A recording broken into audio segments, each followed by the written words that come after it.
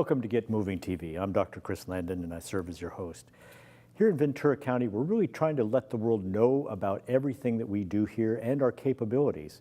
That's going to require some things coming from the university, some things coming from the entertainment industry, and coming here to Ventura County to take advantage of everything that we have here in terms of innovation and innovators, business, and so forth. So we're going to hear today from Chris Collins.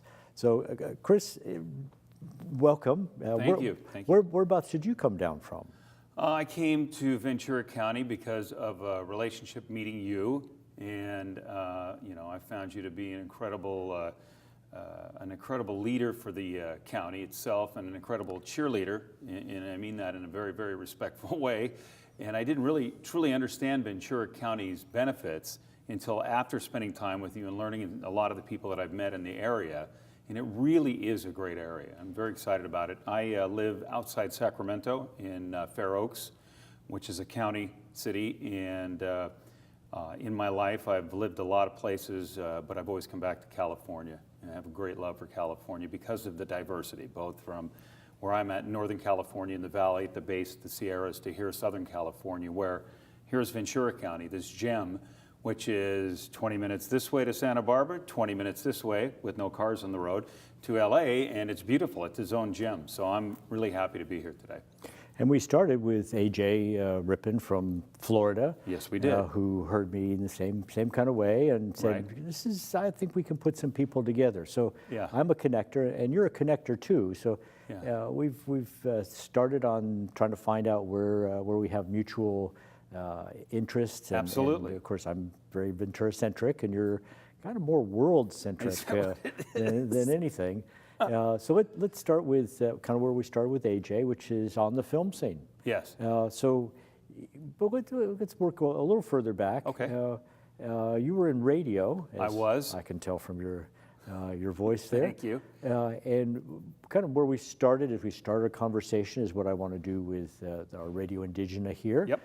That podcasting, that having that individual person in the neighborhood who's keeping track of things, yep. Even if they're not very good at what they do, right. Then at least it's a start. And we just went through our fires. I yep. would have loved to know what was going 2 blocks over in Ojai, and what's happening in Camarillo to my friends' neighborhoods and so forth. And yep. so we're starting to work on how to educate people to be better podcasters. Yeah, absolutely. But what's happened to the radio industry? I mean, why don't I have that local news anymore? Well, it's a real problem because, as you said, during the terrible fires that happened, that had people riveted all over the country, and of course praying morning, noon, and night for everybody here, from obviously the residents to the firefighters, and the amazing stories we saw, to the floods then that came after, which obviously is a part of a human disaster because nothing can stop the water that decides to flood down the roads. What's happened is there was a missing quality that could draw together the real story. That's been lost because corporations, in a large sense, took over and tried to corner the radio market. So you had, there were 3 or 4 that were pretty big. Now there are 2 that are big, and there are actually 3 still in the game, but 2 of the 3 are bankrupt. And basically it's a Wall Street play now, where Wall Street now is deciding, what they have to do, how they have to operate, with their cap, and what that includes and what it doesn't include.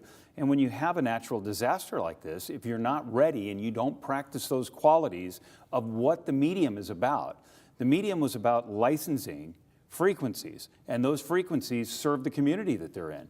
And it's nothing more important than when you have big fires that won't go out, that are being fueled by hot flames, or torrential rain that comes all within 4 days, and you don't have the shrubbery and the trees to back it up. That's when the medium of radio used to be, I think, the most of the immediacy needs. It was even more so than TV, because we could get there, we could talk and create these things, meaning these things of information. And the interesting, you brought up podcasting. If podcasting were in place, people could have used the podcasting networks more efficiently to post updates. So people could then use the podcasting frequencies, and the links and so forth all over to find out. This is update, hour number 12, 13, 14, 15. And clearly, as I've told you, and maybe we tell the audience, one of my real ideas is that it's not a lot of money and not a lot of wherewithal, and really it's political capital for a lot of the politicians, both in Sacramento and at the federal level, where you could create low power frequencies for each city in Ventura County, Santa Barbara County, and then during these kinds of disasters, link them together so that you have ongoing foot-to-foot, space-to-space updating so people can go to their low-power frequencies, which don't come off the side of a mountain. They're usually in the middle of a city, up on top of a building, and get that kind of information. And it would have made a world of difference, both locally, obviously the most important area, regionally, which is very important because you need to get people into support, statewide because you need the money and the commitment to get here, but then, you know, nationally and internationally, so that rumors and, you know, the spreading of misinformation that would have ceased to exist because you would have had all these different licenses that would have been able to tell the real story from people that were in the middle of the whole event. Well, and the other thing that we're working on with the Mixteco project, of course, is it's got to be in your native language. Absolutely. And so we're at 50% Spanish speaking here in Ventura County. Yep. And then we have the Mixteco, we've got the Zapotec, we've got all the sub-languages. Right. And all those things, those people are working in the fields. And as I would drive by with my box of 500 masks and pass them out, they're working smoke and everything else and taking their lungs without being educated, without people reaching out. So we were able to push that through, but that communication for that interview, an entrevista, for our Spanish-speaking listeners is important as well. Plus, that's that boombox radio that's sitting in sitting in the field. So that's absolutely right, and I mean. This is the most important. They're the front line. They're the first line. So when the smoke comes in, I mean, folks are out doing whatever they do, but primarily people talk about the fact the crops are out there. Well, I mean, this is your line of defense there. I mean, you've got people out that are facing toxic chemicals, you know, toxic air. Second of all, air isn't good when it's toxic and or, you know, dirty air, as they like to say. For anybody in that situation, they're the first line of defense that we would want to get to. People that don't have the access 24/7, maybe not the phones that ring inside of a headphone in your ear to warn you like that. So, and that really is important. That's why you need the native languages. We've talked about this. You know, if they speak one certain form dialect of Latin, they're sure to know maybe the main form of Latin, which would be Spanish. They're going to know words like alto, things like this, to stop, to sense, to look. So absolutely. And this is what radio used to do. This is what it did for 75 years. It entertained, it did this, it had the immediacy. But then, of course, digital technology took over. But radio sort of fought that. And that's another reason why they fell behind, because they haven't embraced the technology and married it together and decided to share. And I'll give you an example of that. Many years ago, I did a very, very profitable deal with YouTube concerning Brazilian soccer, because in my work, since I've left the media industry per se, I've been involved in distribution of soccer and other content. And YouTube, when I got their back end and they took me through and showed me all the ways that they disseminate information and the people that they reach, I immediately, first thing I said to them, I goes, no wonder radio's in a bankruptcy stage. And this was 6 years ago. I said, they have no hope. There's absolutely no way when a company is making $4 billion a quarter by giving away free bandwidth so people can take their cameras or whatever and shoot you and I talking in this studio and post it up and then put ads in front of it and behind it and eyeballs are watching, that they could ever compete with it, because they gave away the immediacy of play that people like YouTube have done and or the big news networks, the industry of news that now obviously is lit up at this stage of digital media, right, where you can link off the digital media and grab video and things like that. So it's a shame, but it starts here. It starts now. It starts in communities. Ventura County, parts of Santa Barbara County. You know, the low power stations, they're usually, what, 10 watts?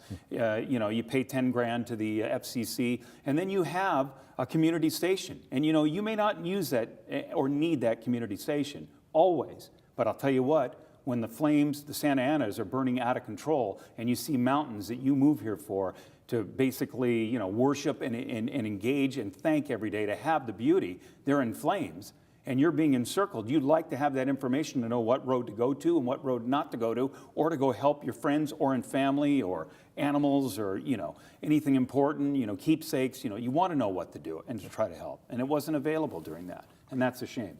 Well, that's part of the commitment from the Ventura Adult Continuing Education. Correct. Is we're looking at putting together an enhancement to this digital media Yep. that we do here. The people behind the cameras are going to school here, who put my lav on, going to school here, and they'll leave here with good skills. And I have people who live in the harbor, and they'd love to do a morning report of the surf and the tide Absolutely. and what's happening at the yacht club and so forth. But let's move on a little bit to on the film scene, which is kind of was our first interaction there. Yeah. So tell me about on the film scene, and you took it through a certain business cycle there. Yeah, it's an interesting play. On the film scene, I was doing a website for who turned out to be the former publicist for the Beatles. And I didn't know that when somebody asked me to come down and meet with a gentleman. They said was in at one time the movie industry and had dealt with celebrities and what have you. And I said, hey, I'm in LA all the time. This was at the start of the century, 2000, 2001. I ran a company called Digicast, which was the first company in the world that did 24/7 streaming of mostly sporting events, some entertainment events, and we were a platinum level provider of video for Microsoft, for Windows Media specifically, which was the video distribution site in the world. It used to do 2.5, 3 billion views of video per year. So anyway, I came to LA with some of my other meetings, sizing up things, and I met this gentleman, and he said, I'd like you to build me a site, and it needs to do this, this, and that. And I said, well, we can do that. So he said, I have something special for you. And I was waiting. I go, okay, what do you have special for me? And I noticed all around his walls are original 8x10s of the movie Hard Day's Night and from Help. And I see him in pictures with John, Paul, George, and Ringo. And I said, well, look it, why don't you give me all these pictures here and I'll gladly do your website. And he said, no, that's not what I'm going to give you. And he opened up a closet and there was 2 huge boxes and they were filled with tapes. And he said, this is a show called On the Film Scene. It originated, ran only once, each show on the Z Channel, which the Z Channel was the corresponding competitor, if you will, to HBO. The studios wanted to have a channel on the West Coast because HBO was created with the East Coast media properties in mind to try to then condense all of their content and sell to cable providers the channel throughout the South and the East. So the Z Channel was a really cool channel. There are many people that are in the TV industry today, movie industry, that grew up with the Z Channel. On the Film Scene was its prime show. And basically, it was sit-down, one-on-one interviews like you and I are doing right now between some of the legendary directors like Sir David Lean or Billy Barty, as a character, or, a young Meryl Streep, or, think of the actor or actress. They sat one-on-one with the late Charles Chaplin, not the actor, but the outstanding movie critic from the Los Angeles Times, who I think is obviously the greatest movie critic ever. He was brilliant. He studied, he knew who his characters were, he understood why movies were made, how they were made, and how that played out in how movies are released and what people should look for in the movies and so forth. So it was A+ all the way around.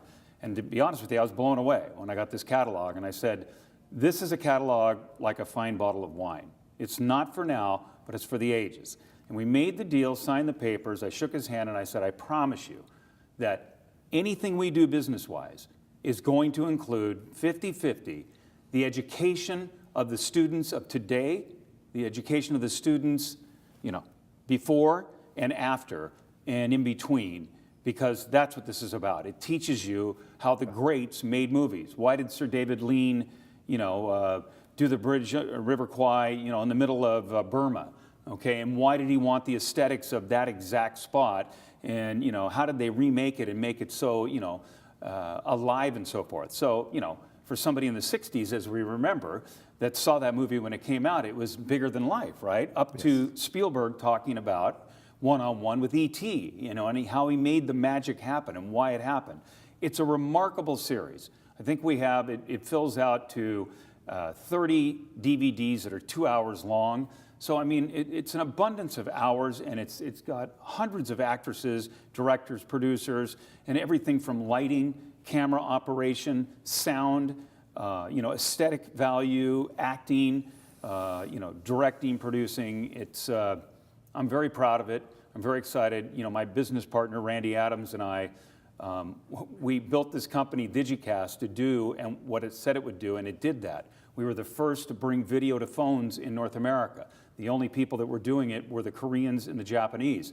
The Japanese that did it, they invested in our company in America. So we were on the cusp of a lot of great things, but there were a bunch of bizarre things that kept coming to us because technology was so new then that people that had these assets were looking for people like us.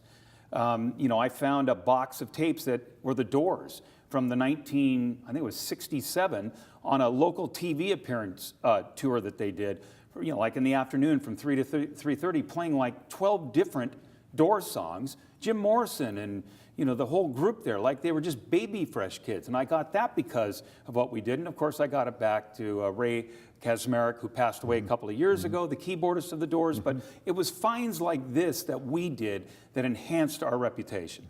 And it didn't take a lot of money to do it. It didn't take because maybe Rupert Murdoch was my uncle. It took this desire and fire to go out, approach it, find it, proof it, and then, work at it. I mean, really, that's what our industry is about, right?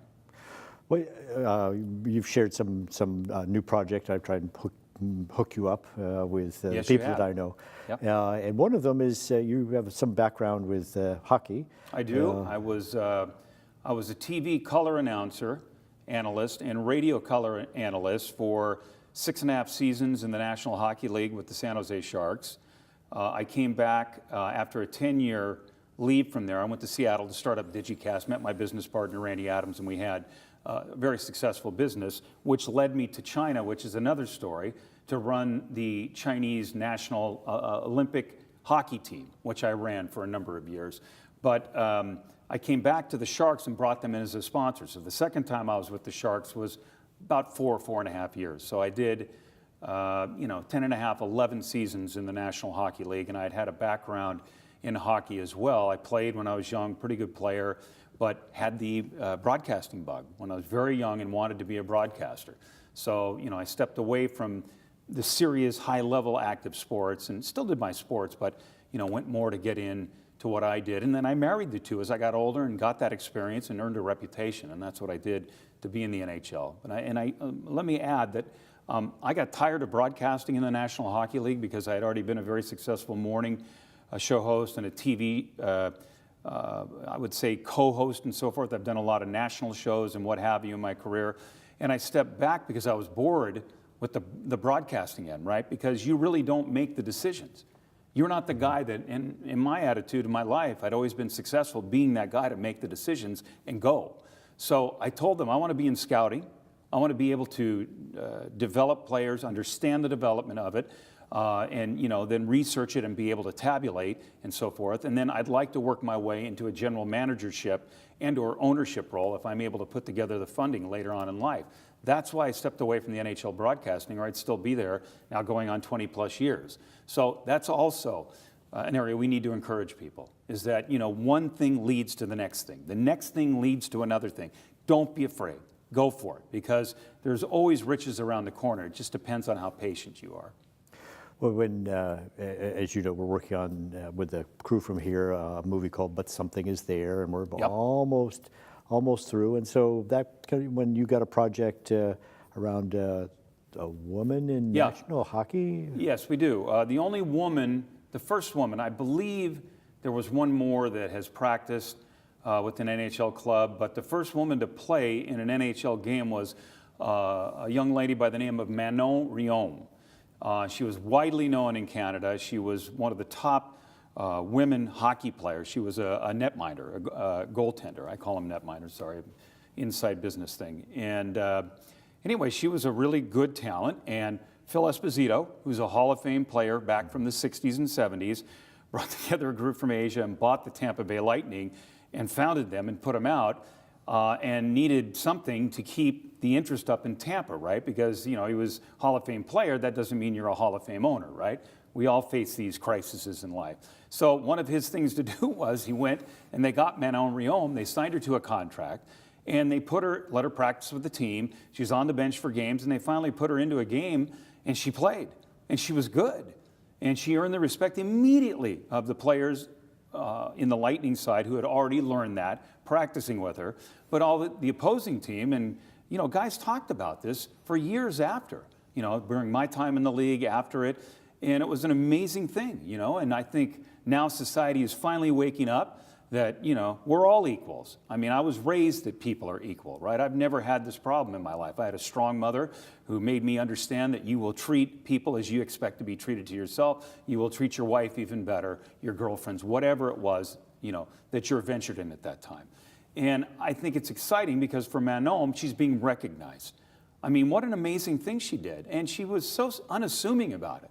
So, you know, because of my experience and what have you, somebody called me and said, hey, I want to send a movie person to you, and I want you to talk to them. And they laid out this story, and I knew right away. I said, hey, Manon Riom, okay? I mean, this is good. I mean, she's an amazing character. I mean, she did it when people said there's no room for women in the sport. Meanwhile, who wins the gold medals? The Canadian women, and recently, a few weeks ago, the American women win the gold medal, right? Not the men of America are winning it. So, I mean, look there's a real place in this sport, and there has been for decades for women in the sport. And what a great story for Manon Riom. So, one thing has led to another, and we're working to bring this story to film. And I've had fantastic conversations with many, including a really great person who's at Disney IMAX by the name of Jason Brennick, who has really helped both myself and you in discussions we've had take the path to make this real. And the writer and supporting people in the film are very excited, and we're making great progress. So don't be surprised if you see that come. It'll probably incubate in Canada first, naturally. You know, you have Cineplex and others, 1,200 theaters. You know, you want to work in unison with them. So the story can be told, a story can be built, but then, hey, in America, there are 31 NHL cities. Soon it'll be 32 with the addition of Seattle.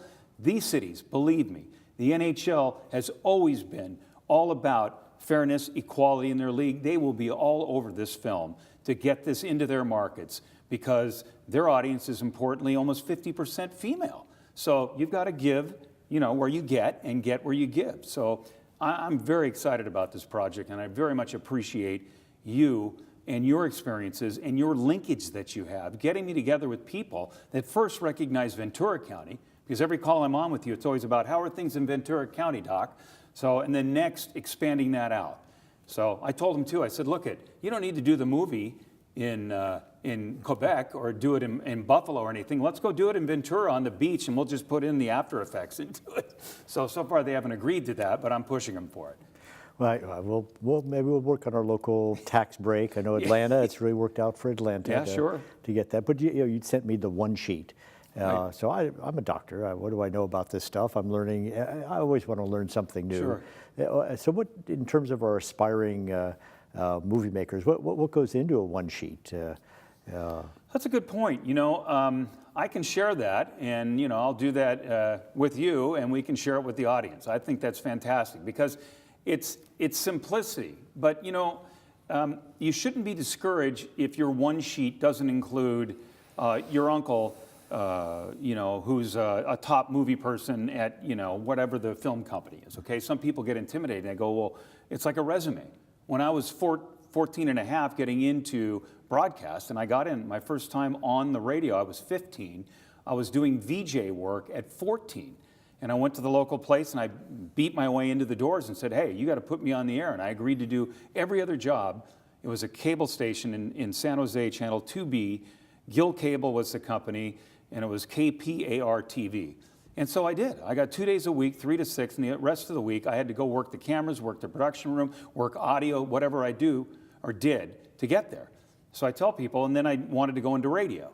And those resumes that you make out, listen, all you have to do is put down, you're already working in the industry. I'm volunteering my time. I'm, you know, on the camera. I'm a VJ. I'm behind it. I know how to work the audio. I work the cameras. I'm learning to direct. I know how to do it. That's your resume. So if you're a movie maker with today, and there's so much fantastic equipment out, there's so much fantastic technology, there's so much fantastic knowledge in making movies, and the best minds are usually those that are successful sharing with these new movie makers that are coming out, that those resumes are essentially the same thing. It's basically the look to it and knocking on the doors that you want to get into and maybe asking for help and so forth and sharing that with people so that they know you have that drive and that you're maybe just one pat on the back or an introduction away of making your magic happen.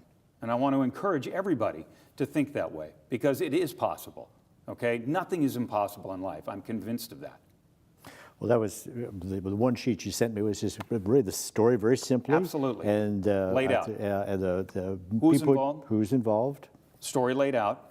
You know, what the estimated costs are for production. Here are the contact people that are involved. Emails, okay, or, you know, Twitter handles, and then phone numbers. Boom. And let me tell you, like you said, we've taken it to high-end people. They got it right away on a one sheet. So it's very important. It just takes a little effort, and it takes people sharing. That's why I love what you do, because you know me, I'm open, I'll share everything with you. Yeah, my conversation with Jason Brennick was Yep. just a random email, and a couple months later, he was in the car, and Yep. what the heck, I'll talk to you, Dr. Landon, but it doesn't take long, as long as we all remember Absolutely. what we do. And where we came from and how we walk. And yeah. how things come together. Yep. Well, Ventura, thank you so much, Chris Collins, for appreciate it. coming to Ventura, understanding what kind of a great place it is. So Ventura County, we really want to bring in industry and innovation from elsewhere. We want to bring in other people's experiences. We want to make Fresno want to come visit Ventura County for our wonderful beaches and weather, restaurants, and so forth. The abilities of the Innovation Center in terms of bringing the technology people in, but also we have an entertainment industry just over the hill. Chris is involved with a creative arts agency, and just that's where he'll be heading, and he'll remember Ventura County as part of his conversation there too. So Ventura County, I think it's time for you all to get behind the camera, put on a microphone, but most of all, Ventura County, it's time for you to get moving. I like the part of it that's invention. You can fall into bad habits and a lack of discipline and fall back on your personality traits too much. Like Betty Davis said, I have to keep proving to myself that I'm any good. I have never experienced this much attention in terms of as simple as recognizability walking down the street. I didn't think that would ever happen to me. That would happen to Sylvester Stallone and John Travolta and Warren Beatty. You pick a profession of which you're before the public in the way of through the transmission of film, and you figure you got to take a little bit of what comes of that.